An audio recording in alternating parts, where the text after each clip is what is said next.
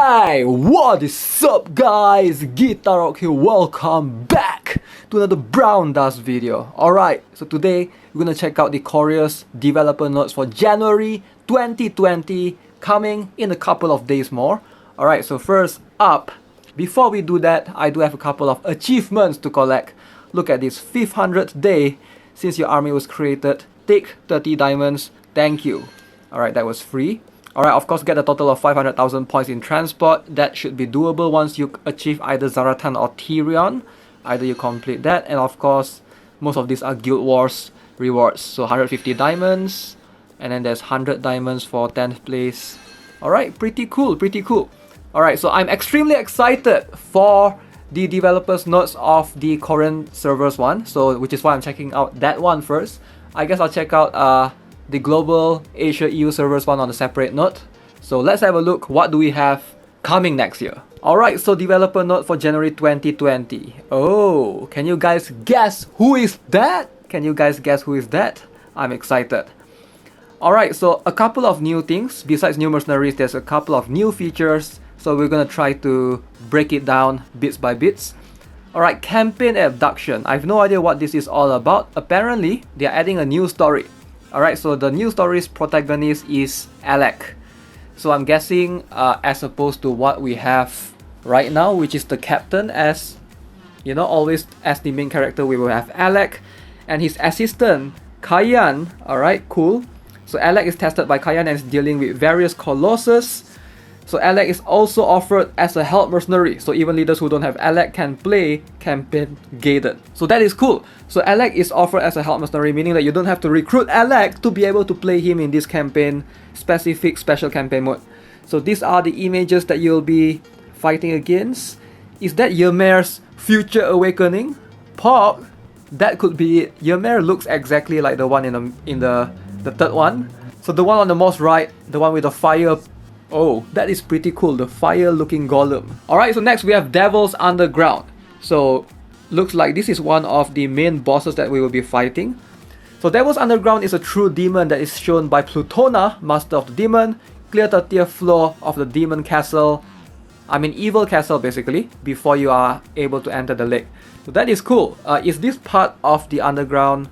Oh, let me guess. This is part of the Evil Castle, but instead of going up, we are going down, underground. That is cool. Cool concept for sure. Can't wait for it. Alright, Demon Holy Ground has a slightly higher state value for NPCs. That sounds extremely scary. So that means that all the creatures here have slightly higher value compared to regular NPCs. And to move to the next level, you have to achieve all the challenges at once. Okay, so unlike Evil Castle where you can just achieve some of the challenges, this one means you have to achieve every single thing. So there's like 4 requirements that you need to get before you can proceed to the next one. It's not going to be beginners friendly, but again, this is more for veteran players who have been playing the game for a long time. Now we have something additional, extra things to do in the game. Alright, occupation that has been going through beta service is finally released. Alright, cool. Occupation, interesting. So change so that you can check the status of occupied times, which were divided into the first half and second half. Is this part of the Mystic Island, or is this like a totally new thing? Because I have no idea what this is all about. Apparently they are introducing this occupation feature. Alright, capture history UI will change the terrain status before the action, and the terrain status according to the result of the action are displayed more intuitively. Okay, displays the number of captured guilds and the number of captured guilds that contributed more to the guild. Okay, so I believe it's more for the new guild feature that all of us still yet to have. This thing right here, the Conquest Beta. Most likely, it's for that particular thing right there. Alright, so moving on, we have Enhanced Soul Equipment Convenience. What do we have? What do we have right here? So, this is something that you can use to enchant your soul gear in a much more convenient fashion, it seems. Alright, so name has been changed to clearly recognize the functionality of the existing unequipped equipment option. Alright, that makes sense. So you can select weapons, armor, accessory accordingly to what rarity it is.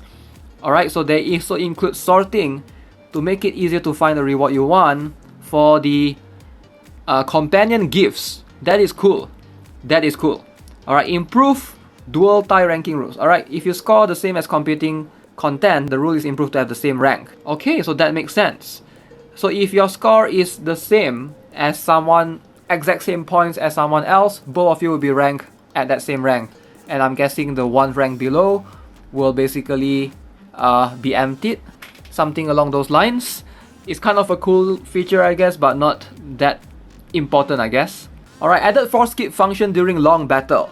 So this is cool. So in all battles, Berserk will begin in round 10. So subsequent battles will be skipped if no result is awarded until 15th round. Like this is something that's very cool, especially when you're trying to battle and trying to chase as much battles as you can during the last day of the arena before it resets, trying to climb, especially when you have prolonged battles, you know, like Cowley versus Cowley, Benshina versus Benshina. It takes so long, like, for the battles to complete. So having something like this is going to help significantly. So added the ability to see the number of times you can play before entering content. I guess this makes sense.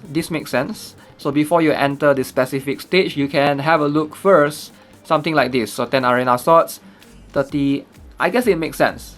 Not a huge deal for me if it's not there, but I'm guessing some players would prefer to be able to see it before you enter.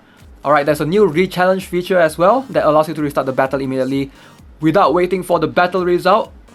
Okay, so that is cool. Again, more for PvE, it seems like. Limited purchase of legendary, mercenary, and soul equipment. Once you have purchased the legendary, you can't buy them again, it seems like. So I guess it's good. It's saving the players the just precaution so that they don't misclick or something. So same goes for Alex, Six Devils, and those likes. So if you have purchased them before, hopefully you don't buy them again. So some players have been... I've heard some players that actually accidentally purchased Velfen twice. So that is a big deal. If you are one of those unlucky players, I don't know how do you purchase a legendary twice. Man, that sucks for you, man. But hopefully this feature will basically help with that. Same goes for their soldiers. You can only buy them once. Makes sense. There's no reason for you to buy multiple of their soldiers. You just need one for the weapon, armor, and accessory. So that's gonna make a lot of sense. Alright, so next, this is what we are most excited for. Yuri is getting a helper, Kurena, Blacksmith's greatest prosecutor witch, teacher of Yuri. Alright, so that's going to be awesome. So, why is this such a cool thing? Look at that. That is Yuri's companion. I mean, granted, it does look like her. It does look like her slightly without the hair color, and I guess it's different in a way. Alright, so why is this? Why am I so hyped for Yuri? Alright, Yuri is known for, you know, she's notorious for being one of the worst 5-star warrior in the game right now. Like literally, if you have been playing the game for a while, Yuri is like one of the worst units ever, period. There's plenty of 4-star warriors which is like significantly better than her, can outperform her. For Yuri, like every time you skill her up, there's not much, you don't get much in return of the skill level value of these 5-star skill books that you're spending on her. So she's in a pretty bad spot. I would say she's perhaps in the top 3 worst 5-star warriors. You know, some people might argue that something like Victor might be worse, but I do think Victor will have his use because of the nullify and things like that. So Yuri is just very bad. We only stand to see her getting companion and hopefully some sort of skill rework as well. That's gonna be good moving forward. Alright, so we're gonna have Yuri's companion, and guess who else we're gonna have? Freesia's companion, Twinny. That is awesome. Alright, so I've always liked Freesia's concept. Now I don't like her companion's looks as much because it looks the same. It really looks the same. Like it's so similar to Freesia herself. I would prefer mercenaries to have like extremely different companion looks, but I'm guessing this is what they came out with. I guess it's okay. It's sort of like a new costume anyways. So that's the companion that Freesia will have. Freesia, again, I'm also extremely excited. Freesia is literally one of the worst magicians in the game right now for 5 stars. Alright, so if you ask any of the veteran players around, like name 3 worst magicians in the game right now, I guarantee you Freesia will be one of them. Freesia is just so bad. Alright, so because of her ability that deals current HP, maybe we'll check out their skills later on after the after we finish checking out the patch notes. And of course, Xenon's helper, Erzovit. So at first glance, when I look at this, I'm thinking of Denarisa because of the dress. But then, I guess there's similarities with Denarisa, but again, there's also some differences that you can notice. So this is Xenon's helper. So not sure what is she all about, but cool. We'll get Xenon's helper. That's gonna be interesting. So for most veteran players that has been playing the game for a while now, Xenon used to be OP when the game was first released. Xenon is one of the strongest 4-star mercenary in the game back then when Brown Dust started. Alright, so right now, of course, with all the plus 15 and stuff, Xenon is just like another random 4-star warrior. He's alright, but again, it's going to be cool to see. Will he be unkillable with plus 15? We're going to find that out soon, hopefully, when the skills are released.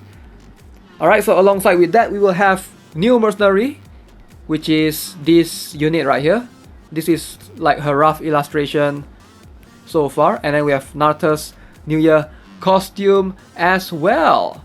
Alright, so a bunch of interesting new stuff. Obviously, I'm so hyped for Yuri and Freesia's companion. So let's go have a look at their skills, and maybe we can try and figure out what will they do to both Yuri and Freesia.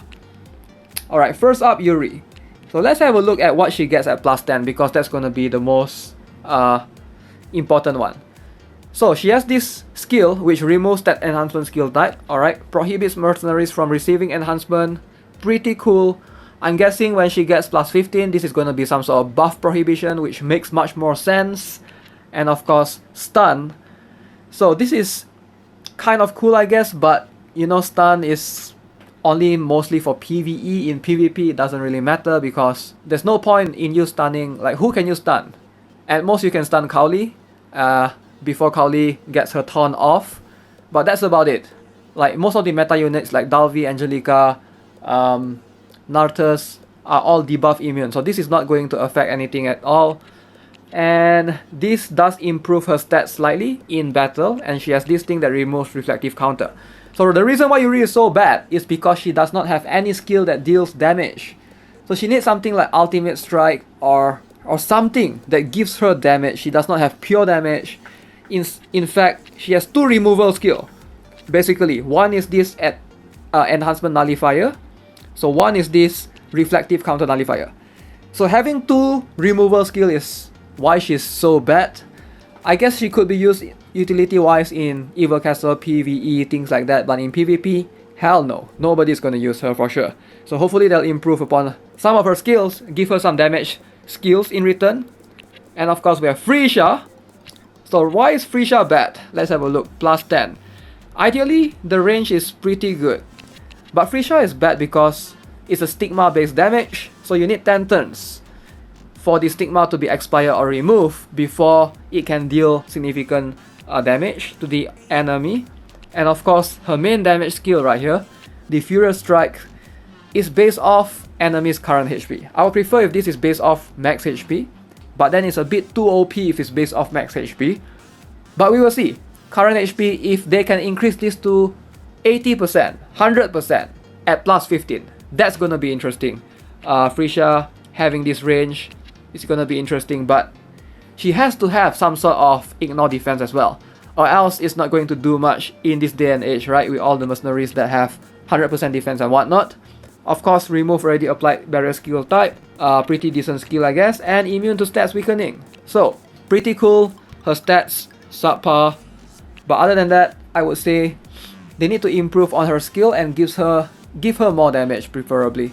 So hopefully we'll see that in a plus 15 Freesia. Alright guys, so that's gonna be it in this video. Hope you enjoyed it. Let me know which mercenaries are you excited for the most. Freesia, Yuri, or Xenon. As always, I'll see you guys in the next one. Have a nice day. Goodbye.